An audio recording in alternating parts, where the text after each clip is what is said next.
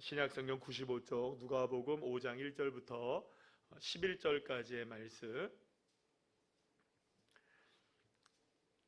우리 찾으신 줄 알고 우리 함께 한 목소리로 합독하시겠습니다. 무리가 몰려와서 하나님의 말씀을 들을새 예수는 게네사렛 호숫가에 서서 호숫가에 배 두 척이 있는 것을 보시니 어부들은 배에서 나와서 그물을 씻는지라. 예수께서 한 배에 오르시니 그 배는 시몬의 배라. 육지에서 조금 떼기를 청하시고 앉으사 배에서 무리를 가르치시더니 말씀을 마치시고 시몬에게 이르시되 깊은 데로 가서 그물을 내려 고기를 잡으라. 시몬이 대답하여 이르되 선생님, 우리들이 밤이 새도록 수고하였으되 잡은 것이 없지만은 말씀에 의지하여 내가 그물을 내리리이다 하고 그렇게 하니 고기를 잡은 것이 심히 많아 그물이 찢어지는지라. 이에 다른 배에 있는 동무들에게 손짓하여 와서 도와달라 하니 그들이 와서 두 배의 채움에 잠기게 되었더라. 시몬 베드로가 이를 보고 예수님의 무릎 아래에 엎드려 이르되 주여, 나를 떠나소서, 나는 죄인으로소이다 하니 이는 자기 및 자기와 함께 있는 모든 사람이 고기 잡힌 것으로 말미암아 놀라고 세베대의 아들로서 시몬의 동업자인 야고보와 요한도 놀랐음이라. 예수께서 시몬에게 이르시되 무서워하지 말라. 이제후로는 내가 사람을 취하리라 하시니 그들이 배들을 육지에 대고 모든 것을 버려두고 예수를 따르니라. 아멘. 옆에 있는 분들과 인사 나누겠습니다. 반갑습니다. 예, 감사합니다. 오늘 이렇게 주님의 은혜 가운데 금요일 밤 나와서 예배하는 여러분들에게 풍성한 하나님의 은혜 넘쳐나게 될 줄로 믿습니다. 예, 지난번에 누가 그런 얘기를 하시더라고요. 그럼 우리가 영과 진리로 주님을 예배한다 이렇게 말씀하죠. 주님이 우리에게 말씀하셨잖아요. 사마리아 여인에게, 우물가에 나온 그 여인에게 주님께서 그렇게 말씀하셨잖아요. 우리가 영과 진리로 주님을 예배할 때가 온다 이렇게 말씀하셨는데, 그러면 영과 진리로 주님을 예배하는 게 뭔가? 그럼 여러분 뭐라고 생각하십니까? 영과 진리로 주님을 예배한다, 영과 진리로 주님을 예배한다, 그럼 뭘까요? 그게 무엇인지를 우리가 알아야 사실 우리가 참된 예배를 드릴 수 있거든요. 사실은 영과 진리로 예배 드린다, 이거 좋은 예배, 그쵸? 맞죠? 바람직한 예배, 우리 모두가 다 꿈꾸는 예배, 영과 진리로 예배를 드리는 예배. 그 예배는 다른 것이 아니라 하나님이 우리와 함께 하시는 예배입니다. 그러니까 내가 주님과 함께하고 하나님이 나와 함께 하시는, 그러니까 주님은 끊임없이 우리에게 문을 두드리고 계시죠. 그래서 우리와 함께 하시길 원하시고 임마누엘 하시길 원하시는, 어떠한 상황이 있다 할지라도 주님은 우리에게 은혜의 날개로 덮어주시길 원하시고 우리 이끌어 가시길 원하시는 그 하나님. 그러니까 하나님은 언제나 우리와 함께 하시길 원하시는데요, 우리가 주님을 예배한다는 것, 영과 진리로 예배한다는 건 다른 게 아니라 주님이 우리와 내가 누구와 함께 하는 것, 하나님과 전적으로 내가 하나가 되겠습니다. 하나가 되겠습니다. 연합하겠습니다. 누구와 연합합니까? 하나님과 연합하는 것이 영과 진리로 드리는 예배라고 우리가 말하는 것입니다. 그래서 우리가 보통 영과 진리로 주님을 예배한다고 했을 때는 그거는 여러분들 누가 물어보면 이렇게 얘기하시면 됩니다. 영과 진리로 예배한다, 참된 예배는 무엇이냐? 하나님이 나와 함께 하시는 것, 내가 하나님과 함께 하는 것, 그게 예배인 줄 여러분들 믿으시길 바랍니다.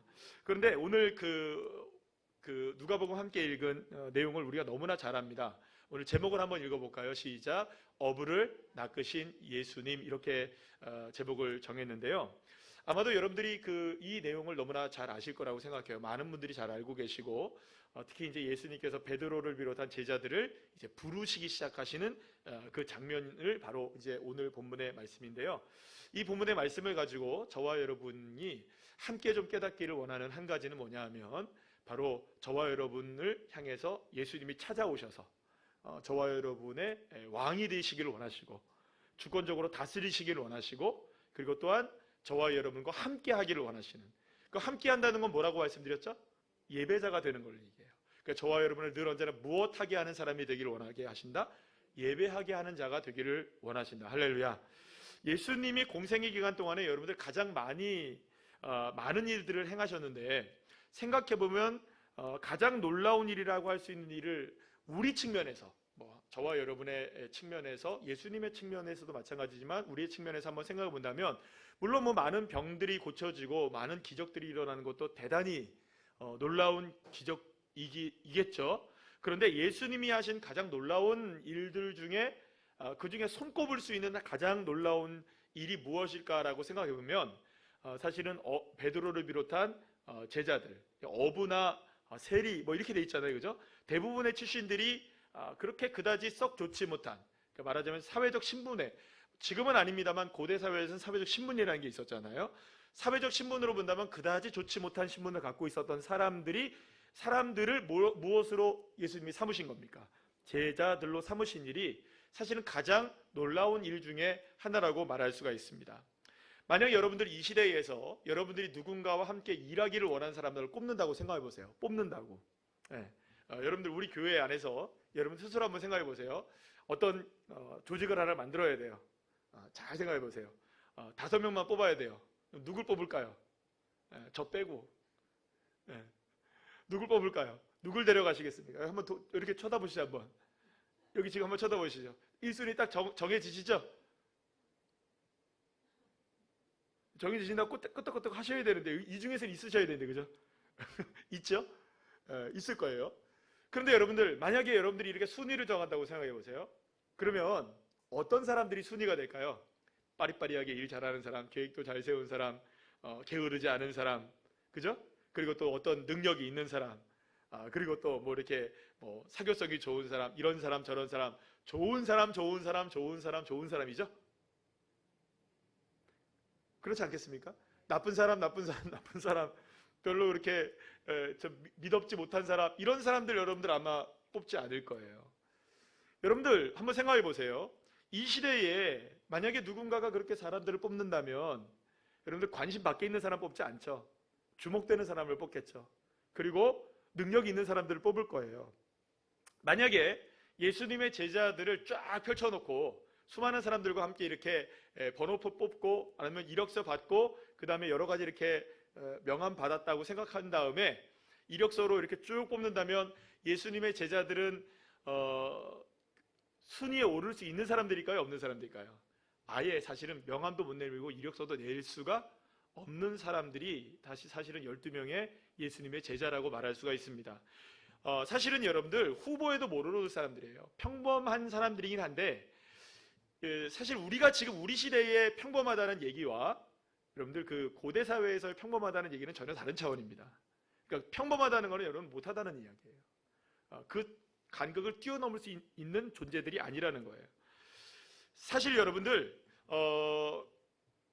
이들도 자신들의 부족함을 알고 있었을까요? 모르고 있었을까요? 다 알고 있었을 거예요.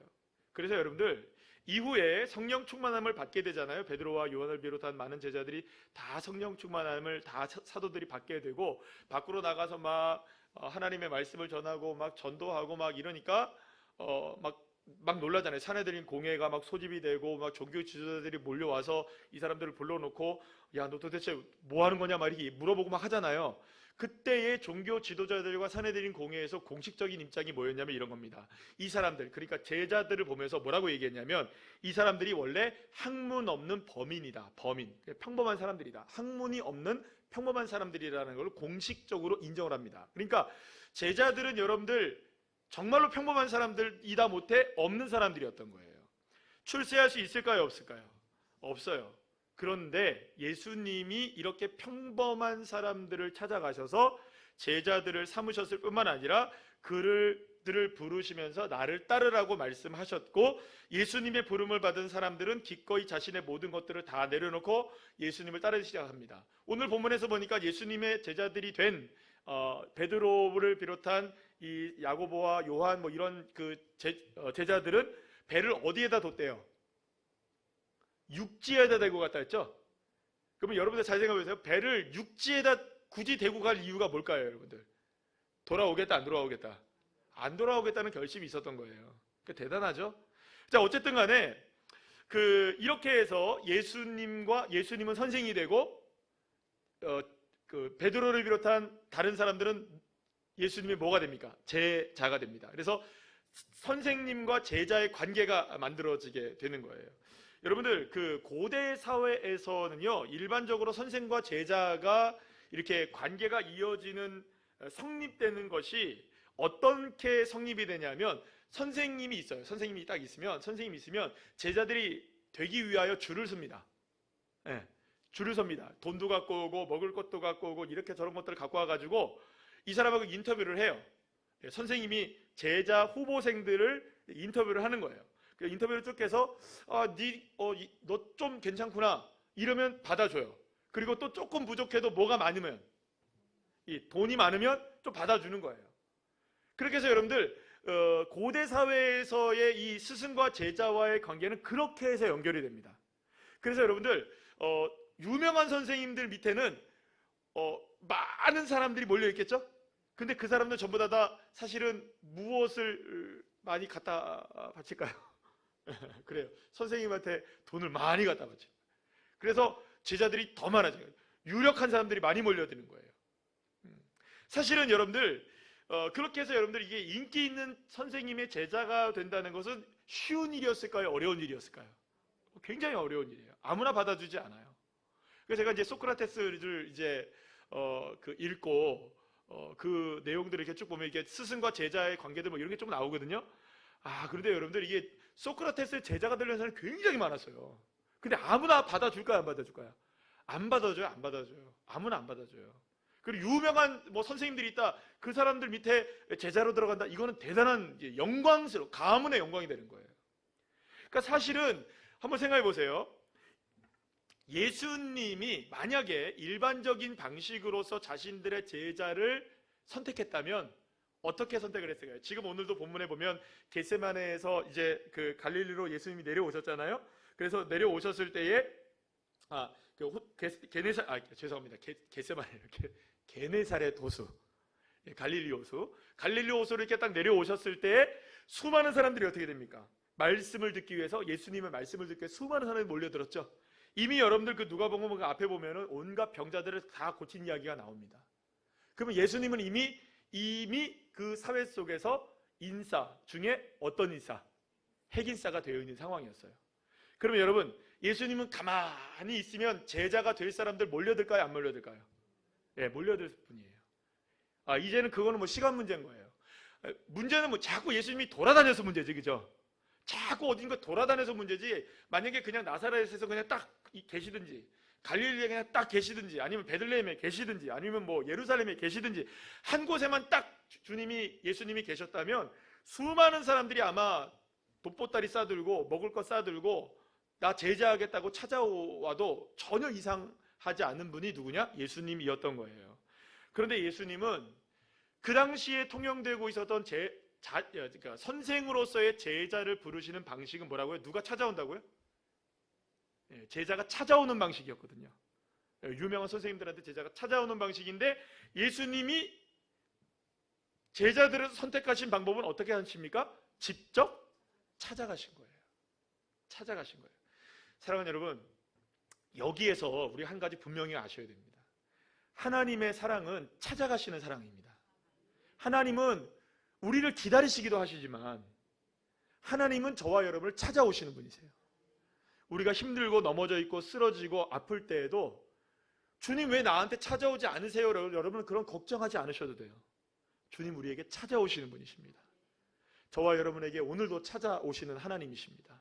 그리고 오늘도 이 시간에 저와 여러분에게 찾아오셔서 저와 여러분의 마음을 만지시고 회복시켜 주시는 줄로 믿습니다. 자, 그래서 예수님은 그 당시에 있었던 이러한 일반적인 방식을 따르지 않고 직접 가셔서 제자들을 선택하십니다. 근데 여러분들 만약에 그렇다 할지라도 예수님이 제자들을 선택할 때는 그래도 좀 되는 사람 선택해야 될까요? 좀 안 되는 사람 선택하는 게 나을까요? 좀 되는 사람 선택하셨어야 될 거예요. 그런데 얼마든지 더 좋은 조건을 가진 사람들이 많았어요. 왜냐하면 여러분들 요한복음에서도 보게 되면은 누가 찾아옵니까? 한밤중에 니고데모가 찾아오죠. 그 사람이 뭡니까? 산헤드린 공회의 사람들이에요. 얼마나 궁금했으면 여러분들 누구를 찾아봤겠어요? 그 가르침이 궁금해서 한밤중에 예수를 찾아봤잖아요. 찾아왔어요. 여러분 이게 뭐야? 찾아왔죠. 그럼 뭐예요 이게? 이게 제자가 되는 거예요. 그런데 예수님은 니고데모를 제자로 삼지 않으셨어요. 얼마든지 그 순간에 제자로 삼을 수 있을까요? 없을까요? 내가 너를 제자로 임명하노라 하면 되죠. 그죠? 칼 갖고 와라 이렇게 탁 하면 되잖아요. 그죠? 그런데 예수님은 안 그러셨다고요.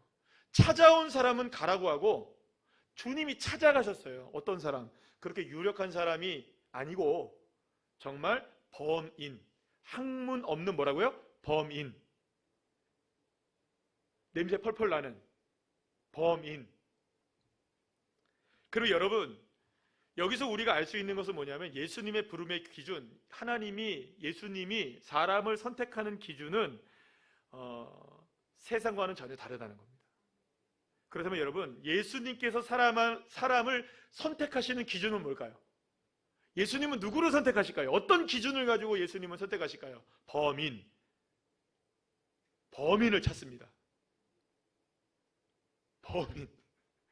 어떤 사람을 여러분들 주님이 선택하실까요? 기준은 뭘까요? 뭐라고 대답하기가 참 어렵죠, 그죠? 그래서 여기서 제가 정답을 알려드릴게요. 정답은요, 기준은 따라합시다. 기준은, 다시. 예수님이 사람을 선택하는 기준은 없다. 기준이 없어요. 예수님에게는 별다른 기준이 없으세요. 여러분, 별다른 기준이 없다는 게 이게 얼마나 놀라운 일이냐면요. 여러분들 보세요. 그러니까 예를 들어서 제가 능력자라고 한번 생각해 보세요. 능력자. 어떤 능력자라고 얘기할까요? 제가 어벤져스. 예, 이렇게 어벤져스라고 생각해 볼게요. 여러분, 제가 무서울 게 있을까요, 없을까요? 괜찮아요. 지금 어디 뉴욕 가야 된다고요? 금방 갈게요. 그리고 가는 거예요, 그죠? 잠깐 달나라 갔다 올 수 있겠죠, 그죠? 네. 여러분, 능력자들은 상황이나 조건이나 이런 것들에 관계를 할까요, 안 할까요? 전혀 상관이 없어요. 왜냐하면 내가 능력자니까. 여러분, 예수님이 조건을 안 보시고 어떤 사람을 선택할까 어떤 기준을 갖고 계시지 않으시는 입장은 왜 그러냐면, 아무리 뛰어난 능력을 갖고 있다 할지라도 하나님에게는, 예수님에게는 조족지혈, 그죠? 세발의 피, 이것도 안 되는 거죠? 그러면 여러분 생각해보세요. 아무리 능력이 없는 사람이라 할지라도 누가 능력이 있으니까? 하나님의 능력이 있으니까 그 사람 능력이 없어도 상관이 없는 거예요. 그러니까 예수님이 사람을 선택하시는 기준은 없다예요, 없다. 어떤 사람을 선택하느냐? 기준 자체가 없어요. 오히려 주님이 사람을 선택하는 기준을 이렇다고 말씀하시는데요. 고린도전서 1장 27절 28절 우리 한번 다 같이 한번 읽어볼까요? 시작. 그러나 하나님께서 세상에 미련한 것들을 택하사 지혜 있는 자들을 부끄럽게 하려 하시고 세상에 약한 것들을 택하사 강한 것들을 부끄럽게 하려 하시며 하나님께서 세상에 전한 것들과 멸시받는 것들과 없는 것들을 택하사 있는 것들을 폐하려 하시나니. 여러분, 여기서 강조되고 있는 건 뭘까요? 하나님이 선택 기준을 우리에게 말씀해 주시고 계시는 거예요, 그죠? 나름대로는 선택 기준을 말씀해 주고 계시는데, 여러분들 우리가 반드시 잘 알아야 될 건 뭐냐면 하나님의 선택의 기준이 미련함, 약함, 천함, 멸시받음 등이라고 말하는 것 같아 보이지만 그게 아니라는 겁니다. 사실 그러한 것조차도 사실은 아무런 조건이 될 수가 없다는 거예요. 왜 그러면 이런 조건들을 말씀해 주셨냐? 사람들이 하도 자기 자신을 너무너무나 비하하며 살아가고 있겠으니까. 나 같은 사람은 안 돼. 나 같은 사람은 하나님이 택해주지 않으실 거야. 나 같은 사람은 주님이 모른 채 하실 거야. 천만의 말씀. 미련하고 약하고 천한 사람, 멸시받는 사람, 그런 사람도 주님이 선택해 주신다는 겁니다. 오히려 미련하고 약하고 천하고 멸시받는 것이 마치 조건처럼 하나님께서 말씀하신 것은 이 세상 사람들에게 그러한 것이 선택의 조건, 성공의 조건으로 절대로 인정될 수 없는 것처럼 예수님도 그런 조건들, 저런 조건들 하나도 따지지 없이 다 뛰어넘어서 누구를 선택하신다? 사람을 선택하신다. 그렇다면 여러분, 왜 하나님은 조건을 보지 않으실까요? 왜 하나님은 상황을 고려하지 않으실까요? 하나님이 상황을 고려하지 않는 것, 그 어떤 모습도 보지 않는 이유는 고린도전서 1장 29절 말씀에 딱 나와 있습니다. 다 같이 한번 읽어볼까요? 시작. 이는 아무 육체도 하나님 앞에서 자랑하지 못하게 하려 하심이라. 아멘. 누구만 자랑되면 됩니까? 내가 가진 것 자랑해서 될 일이 아니라는 거예요. 내가 가지지 못한 것, 여러분들 그거 한탄해도 그거 아무것도 아니라는 거예요. 우리와 함께 하시고 우리를 구원하시고 십자가에서 나를 위해서 자신의 생명을 버리시면서 우리에게 찾아오신 예수님, 그 하나님의 놀라운 사랑과 은혜는, 우리에게 다가오신 은혜는, 저와 여러분을 구원하신 은혜는 왜 우리를 구원하셨느냐? 누구만 자랑하면 된다. 하나님만 자랑하면 된다. 누구만 자랑하면 된다? 하나님만 자랑하면 되니까. 사랑하는 여러분, 베드로를 비롯한 어부들은 예수님의 제자가 될 준비가 되어 있지 않은 사람들입니다. 가진 것도 없었고 배운 것도 없었고 그렇다고 인품이 훌륭한 사람도 아닙니다. 여러분들, 우리가 익히 잘 아는 것처럼 예수님의 제자들은 3년 반 동안이나 예수님과 함께 있었잖아요. 그런데 그들을 제자로 삼아주시기 위해서 예수님이 그들을 직접 찾아오시기까지 했잖아요. 그런데 여러분들, 예수님을 헌시작처럼 버리고 도망친 사람들이 누굽니까? 제자들이에요. 그런데 예수님은 제자들이 이러한 부족함과 연약한 상황들을 다 아시면서도 그들을 찾아가 주셨고 그들을 제자로 삼아 주신 겁니다. 그러면서 예수님은 뭐라고 말씀하시느냐? 누가복음 5장 10절, 오늘 본문 말씀 한번 읽어볼까요? 시작. 예수께서 시몬에게 이르시되 무서워하지 말라. 이제부로는 내가 사람을 취하리라. 따라합시다. 사람을 취하리라. 그런데 여러분들, 예수님께서 베드로에게 사람을 취하겠다, 너를 통해서 나는 사람들을 취하는 역사를 너를 통해 이루어나겠다. 마태복음에서는 이거를 우리가 뭐라고 얘기하냐면 사람을 낚는 어부가 되게 하겠다라고 주님이 말씀하시는 것을 보게 돼요. 자, 그러면 예수님께서 이렇게 말씀하셨을 때 베드로의 마음은 어땠을까요? 여러분들, 내가 너를 통하여서 사람을 취하는 사람이 될 거야. 내가 너를 통해 사람을 낚는 어부가 되게 할 거야. 여러분, 사람을 낚는다? 그러면 여러분, 나를 통하여 예수님이 나를 제자로 삼는다? 그러면 내가 또한 누군가의 제자를 삼을 수 있겠죠? 그러면 여러분들 당시에 생각해 보세요. 선생이 된다는 건 아까 전에 어떤 의미라고 말씀드렸습니까? 안 드렸습니까? 가만히 있어도 어떻게 되는 거예요? 사람들이 막 존경하고 찾아오고 먹을 거 많이 갖고 오고 돈도 많이 갖고 오고 이렇게 저렇게 되면, 와, 예수님한테만 잘 배우면 내가 나중에 뭐가 되는 겁니까? 이야, 나도 꽤나 훌륭한 선생이 될 수 있겠구나. 여러분, 이런 기회가 누구에게 찾아온 겁니까? 베드로에게 찾아온 거예요. 그러니까 여러분, 베드로의 마음이 막 심장이 어땠을까요? 막 이러지 않았을까요? 저 같았으면 그렇겠는데요, 여러분들. 얼마나 가슴이 뛰었겠어요.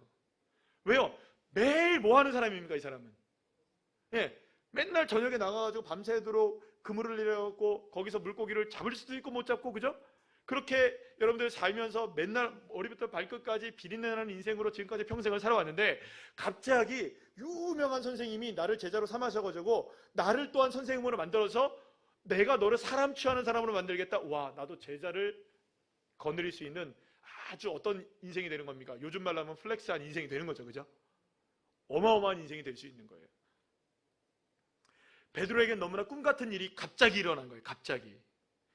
그래서 사실 베드로를 비롯한 그 베드로의 친구 어부들은 베드로를 사람을 취하는 사람, 사람을 낚는 어부로 부르시는 예수님의 부르심에 너무나 흥분해서 높은 자리를 막 꿈꾸게 됩니다. 그래서 예수님의 제자들은 늘 언제나 서로들 다투죠. 막 누가 더 높은 제자냐, 누가 더 높으냐, 막 이런 얘기 합니까, 안 합니까? 그건 왜 그럴까요, 여러분들? 그래도 여러분들, 수제자라는 게 붙으면 어때요? 같습니까, 다릅니까? 야, 내가 너는 수제자로 임명한다. 그러면 다르잖아요, 여러분들. 똑같은 제자들 중에서도 등급이 다르잖아요. 레벨우가 다르잖아요, 그죠? 그러면 여러분, 이 사람은 더 괜찮은 사람이 되는 거예요. 그러면 여러분, 거기에서 막 싸우잖아요, 사람들이. 더 성공적인 인생을 되려면, 내가 예수님과 같은 높은 선생님이 되려면 얼마나 여러분 가슴 떨리는 일입니까? 그런데 여러분, 여기서 예수님이 사람을 취하겠다, 사람을 낚는 어부가 되게 했다는 말의 의미는 단지 예수님이 그런 사람을 만들게 하기 위해서 예수님이 제자를 부르셨다는 의미가 아닌 겁니다. 예수님은 이렇게 얘기합니다. 나를 따라오려면 너희들 인생의 성공을 보장하겠다. 어부와는 비교할 수 없는 어마어마한 타고난 이치에 너를 올려주겠다. 나한테 잘 배우면 너희들도 한 자리 차지해서 수많은 사람들을 다스릴 수 있는 너희들 선생 되게 하겠다. 나만 잘 따라오라. 나를 잘 배워라. 나를 따라와라. 뭐 이런 식으로 예수님께서 제자들을 부르신 게 아니라는 거예요.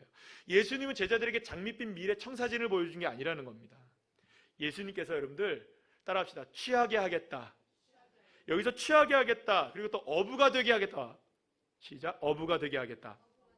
여기서 말할 때 가장 중요하겠다는 것은 하겠다라는 것은 누가 한다는 겁니까? 그렇죠. 하겠다. 따라합시다. 하겠다. 이거 누가 한다는 거예요? 제자들이 하겠다는 겁니까? 아니면은 뭐 예수님이 하겠다는 겁니까?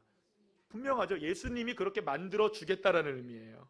그런데 여기서 어부가 되게 하겠다, 취하게 하겠다라는 이 헬라어의 단어를 이렇게 살펴보면요, 재미난 의미가 하나가 있는데 뭐가 있냐면 이 포이에오라는 말에는 어떤 의미가 있냐면 여러분들 창조하겠다는 의미가 있어요. 그러니까 어부가 되게 하겠다라는 말은 어부로 내가 너를 창조하겠다는 의미예요. 그리고 취하게 하겠다라는 말은 여기에 여러분들 그런 거 아시죠? 나는 누구누구다 이런 거 아시죠? 나는 길이요 진리요 생명이다. 나는 포도나무다. 이렇게 얘기하는 거 여러분들 아시죠?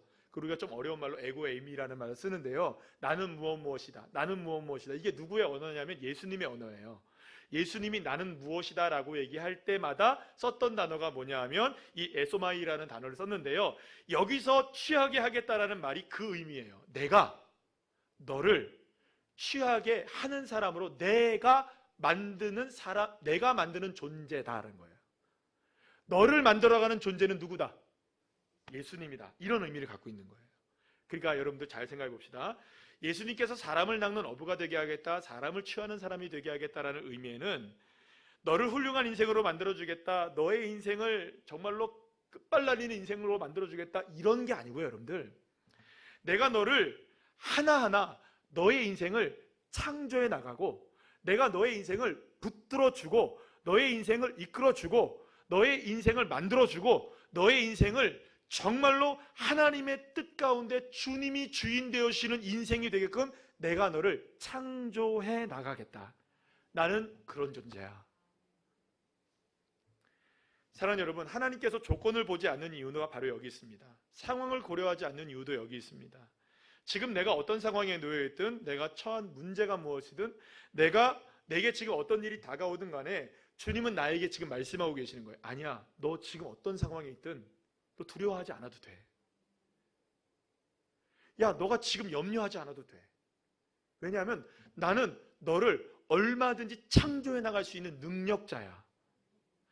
예수님이 다가오셔서 뭐라고 말씀하시냐면 저와 여러분에게도 동일하게 지금 말씀하고 계시는 겁니다. 내가 너를 취하겠다는 거예요. 예수님은 지금 누구를 낚으시는 겁니까? 어부들을 낚으셔서 그들을 무엇으로 만들어내시느냐? 하나님께 영광을 돌리는 사람들로 만들어내고야 마시겠다라는 말씀을 하고 계시는 거예요.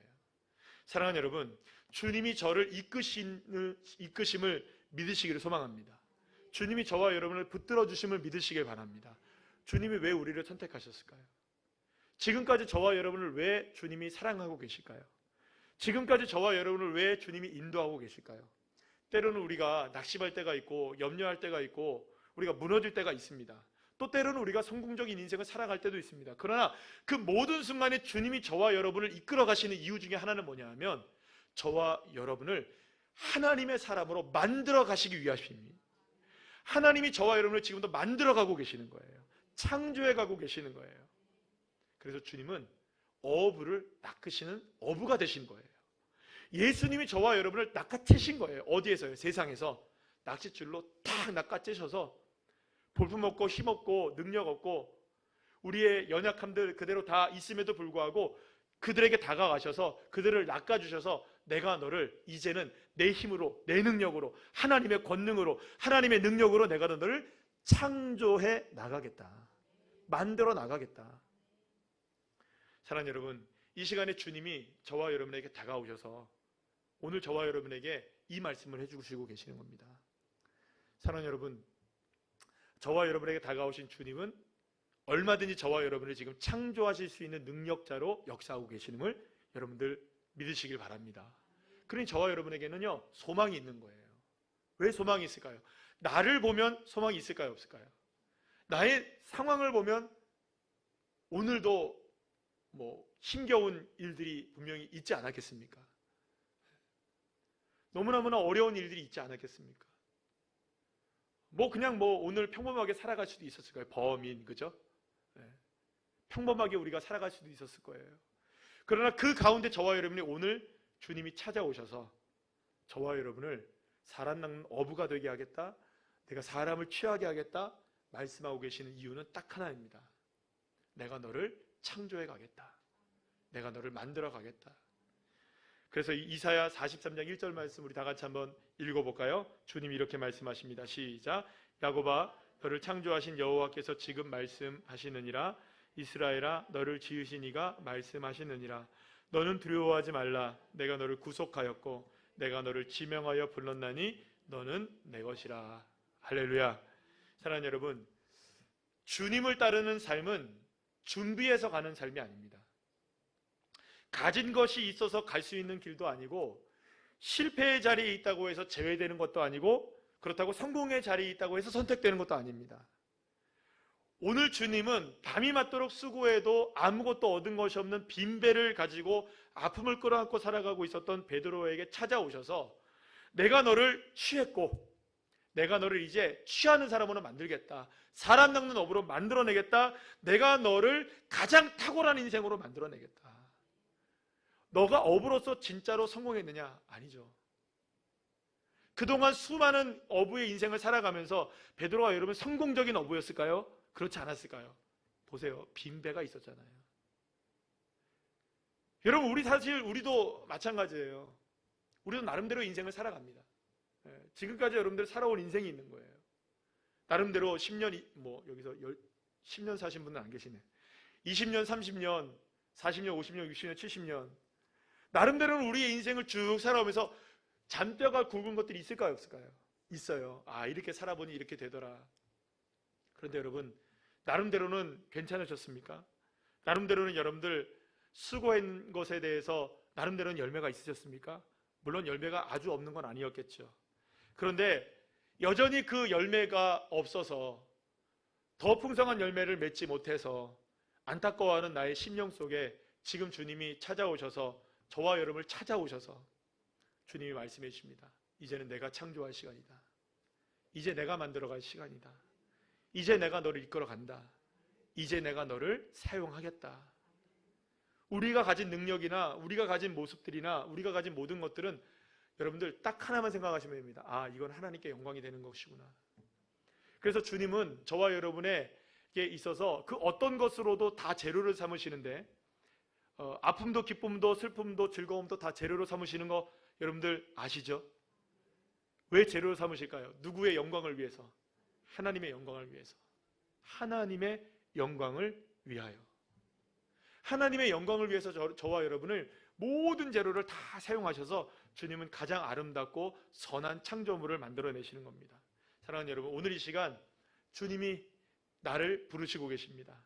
주님이 우리에게 다가오셔서 창조주가 되어주시겠다. 주님이 이끌어 주시겠다. 주님이 능력을 베풀어 주시겠다고 말씀하고 계시는 것이죠. 그럼 우리가 할 수 있는 게 뭘까요, 여러분들?